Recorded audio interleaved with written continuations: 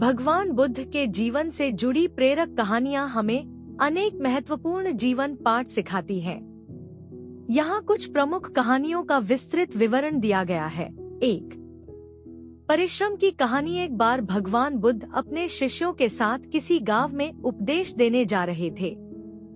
रास्ते में उन्होंने कई गड्ढे खुदे हुए देखे। बुद्ध के एक शिष्य ने जिज्ञासा व्यक्त की और पूछा कि इन गड्ढों का क्या अर्थ है। बुद्ध ने समझाया कि पानी की तलाश में किसी व्यक्ति ने कई गड्ढे खोदे हैं। यदि वह व्यक्ति धैर्यपूर्वक एक ही स्थान पर खुदाई करता तो उसे पानी अवश्य मिल जाता। यह कहानी हमें सिखाती है कि परिश्रम के साथ धैर्य भी जरूरी है। 2. चक्षुपाल की कहानी। भगवान बुद्ध जेतवन विहार में रह रहे थे जब भिक्षु चक्षुपाल उनसे मिलने आए। चक्षुपाल अंधे थे। एक दिन कुछ भिक्षुओं ने चक्षुपाल की कुटी के बाहर कुछ मरे हुए कीड़े पाए और उन्होंने चक्षुपाल की निंदा करनी शुरू कर दी। बुद्ध ने पूछा कि क्या उन्होंने चक्षुपाल को कीड़े मारते हुए देखा है। जब उन्होंने नकारात्मक उत्तर दिया तो बुद्ध ने समझाया कि जैसे भिक्षुओं ने चक्षुपाल को कीड़े मारते नहीं देखा, वैसे ही चक्षुपाल ने भी उन्हें नहीं मारा। चक्षुपाल अपने पिछले जन्म में एक चिकित्सक थे जिन्होंने बदला लेने के लिए एक अंधी महिला को गलत दवा दी थी, जिससे वह फिर से अंधी हो गई। इस पाप के कारण चक्षुपाल को इस जन्म में अंधा बनना पड़ा। 3. दान की कहानी। भगवान बुद्ध जब पाटलिपुत्र में आए तो हर व्यक्ति ने उन्हें उपहार देने की योजना बनाई। राजा बिंबिसार ने कीमती हीरे और रत्न दिए, जिन्हें बुद्ध ने एक हाथ से स्वीकार किया। लेकिन जब एक बुजुर्ग महिला ने आधा खाया हुआ अनार दिया तो बुद्ध ने उसे दोनों हाथों से ग्रहण किया। राजा ने इसका कारण पूछा तो बुद्ध ने बताया कि बुजुर्ग महिला ने अपनी संपूर्ण संपत्ति का दान दिया था, जबकि अन्य ने अपने धन का एक छोटा हिस्सा दिया था, इसलिए उसका दान अधिक मूल्यवान था। 4. खेती की कहानी। एक बार भगवान बुद्ध एक किसान के यहाँ भिक्षा के लिए पहुँचे। किसान ने उपेक्षा से कहा कि वह खुद मेहनत करके खाता है और बुद्ध को भी ऐसा करना चाहिए। बुद्ध ने कहा कि वे भी खेती करते हैं।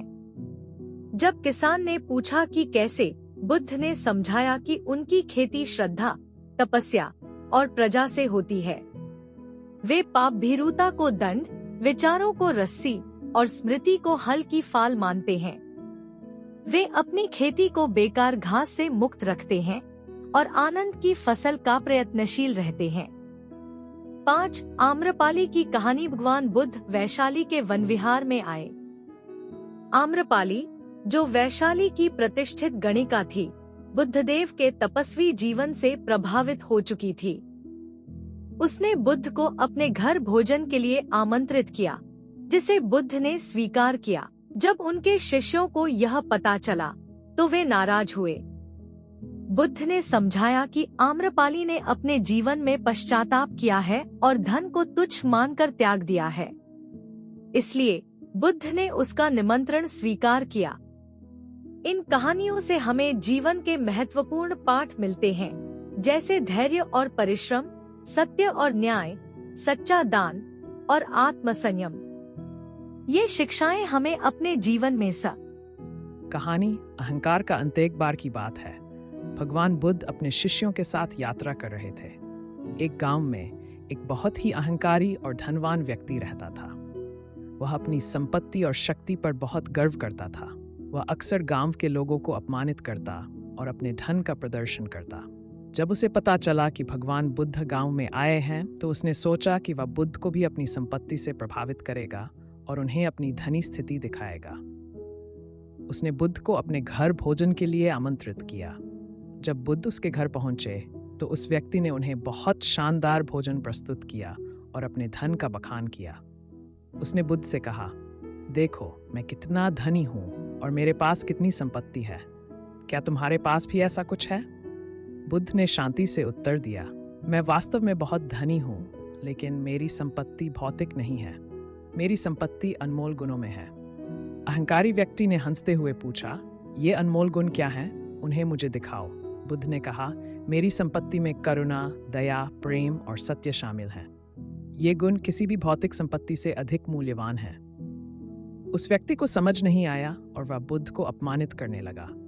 उसने कहा, ये गुण तो हर किसी के पास हो सकते हैं, इसमें क्या खास है? बुद्ध ने मुस्कुराते हुए उत्तर दिया, यह सत्य है कि ये गुण हर किसी के पास हो सकते हैं, लेकिन अहंकार के साथ ये गुण नहीं रह सकते। अहंकार हमें अंधा बना देता है और हम सच्चे सुख और शांति से वंचित रहते हैं। अहंकारी व्यक्ति बुद्ध की बातों से प्रभावित हुआ और उसने समझा कि उसका अहंकार ही उस सच्चे सुख से दूर कर रहा था। उसने बुद्ध के सामने नतमस्तक होकर अपने अहंकार के लिए क्षमा मांगी और वचन दिया कि वह अब से विनम्र और दयालु बनकर जीवन व्यतीत करेगा। इस कहानी से हमें यह सीखने को मिलता है कि वास्तविक संपत्ति भौतिक वस्तुओं में नहीं, बल्कि हमारे आंतरिक गुणों में है। अहंकार हमें सच्चे सुख और शांति से दूर कर देता है, जबकि विनम्रता और दया हमें सच्ची खुशी प्रदान करती है।